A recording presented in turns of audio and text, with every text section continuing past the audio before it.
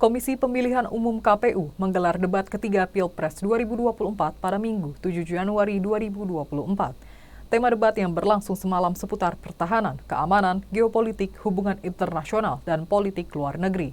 Tribuners berikut sederet fakta mengenai debat ketiga Pilpres 2024 yang diikuti ketiga capres. Capres nomor urut 1 Anies Baswedan sempat menyinggung soal Capres nomor urut 2 Prabowo Subianto memiliki tanah 340.000 hektar saat debat ketiga yang digelar pada Minggu 7 Januari 2024 di Istora Senayan, Jakarta. Adapun pernyataan ini disampaikannya saat pemaparan visi misi terkait pertahanan, keamanan, hubungan internasional, globalisasi, geopolitik, dan politik luar negeri. Awalnya Anies mengkritik rencana pembelian alutsista bekas oleh Kementerian Pertahanan yang disebutnya memiliki anggaran 700 triliun rupiah.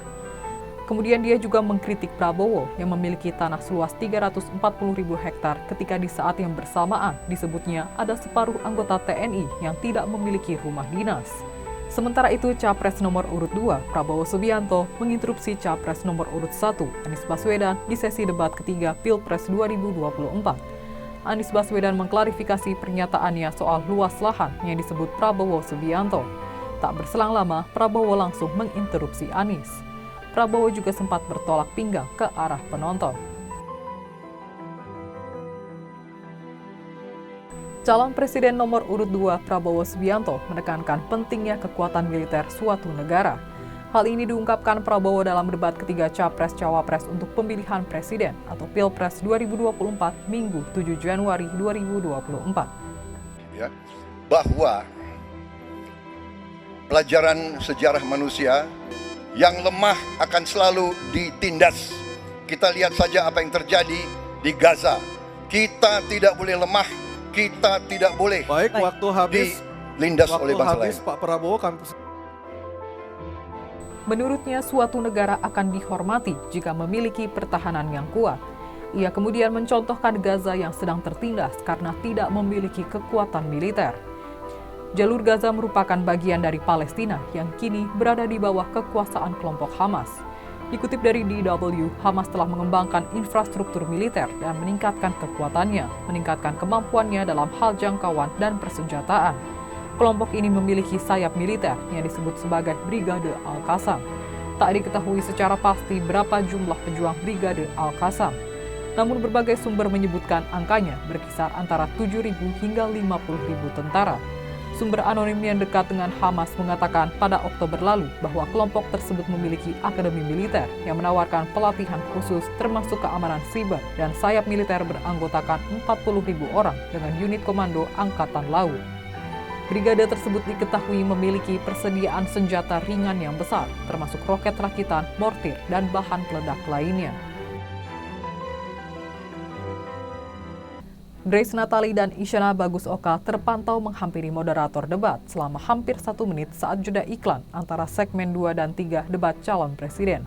Hal itu terjadi setelah pendukung Capres nomor urut 3, Ganjar Pranowo, berulang kali mengangkat salam 3 jari selama 15 detik ketika lawan debat Ganjar, Prabowo Subianto, dan Anies Baswedan tengah berbicara. Gestur 3 jari ala Hunger Games ini diperkenalkan Ganjar melalui akun media sosialnya pada akhir November 2023 lalu. Grace dan Isyana, dua petinggi Partai Solidaritas Indonesia atau PSI yang mengusung Prabowo sebagai capres, bukan orang asing dalam dunia pertelevisian. Keduanya mantan jurnalis dan pembawa berita. Begitupun Anisha Dasuki dan Aryo Ardi, dua moderator debat capres pada Minggu 7 Januari 2024 malam. Setelah segmen 3 dimulai, Aryo dan Anisha langsung mengingatkan para pendukung capres untuk menghormati hak bicara para capres. Grace Natali pun memposting cuitan melalui akun Twitter pribadinya @grace_nat bahwa pendukung salah satu paslon mengacungkan tangan mereka saat ada paslon yang menjawab. Menurutnya hal itulah yang menyebabkan dirinya dan Isyana menanyakan ke moderator debat saat jeda iklan. Calon Presiden nomor urut 3 Ganjar Pranowo mengkritisi Capres nomor urut 2 Prabowo Subianto terkait kapasitasnya sebagai Menteri Pertahanan. Ganjar meminta Prabowo menjelaskan mengenai kebijakannya melakukan pembelian pesawat bekas. Pak Prabowo, saya mau bertanya kepada Bapak termasuk kemudian capaian MEF kita hanya 65,49% dari target 79%. Mengapa terjadi penurunan dan apa solusinya? Menurut Ganjar, pembelian pesawat bekas oleh Kementerian Pertahanan akan berisiko sangat tinggi terhadap para pilotnya. Mantan Gubernur Jawa Tengah ini juga mendorong pentingnya ada industri dalam negeri. Tak hanya Ganjar, Capres nomor urut 1, Anies Baswedan, juga mengkritik anggaran Kementerian Pertahanan sebesar 700 triliun rupiah yang menurutnya tidak bisa membuat pertahanan negara menjadi maksimal. Justru kata Anies, anggaran sebesar tersebut digunakan untuk membeli alat utama sistem persenjataan atau alutsista bekas. Yang lebih ironisnya lagi, lanjut Anies, separuh dari jumlah tentara Indonesia tidak memiliki rumah dinas.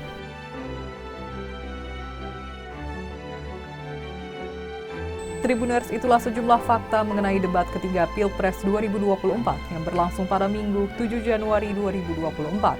Debat keempat Pilpres 2024 akan dilangsungkan selang seminggu, yakni Minggu 14 Januari 2024 mendatang.